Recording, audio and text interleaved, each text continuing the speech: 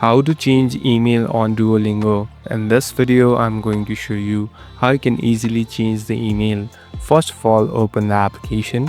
Now here on the bottom, you'll be able to see this profile icon. Simply tap on the profile icon. Now here on the right top, you'll be able to see the settings icon.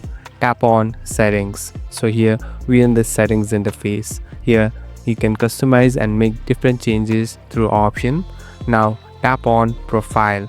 So here we are in this profile section. Here on the bottom there's a section called email. Simply tap on email. Now you can easily remove your older email and add a new email, but make sure you will get a verification code in the new email and later easily save the email for later. Thank you for watching this video. I hope this video will help you.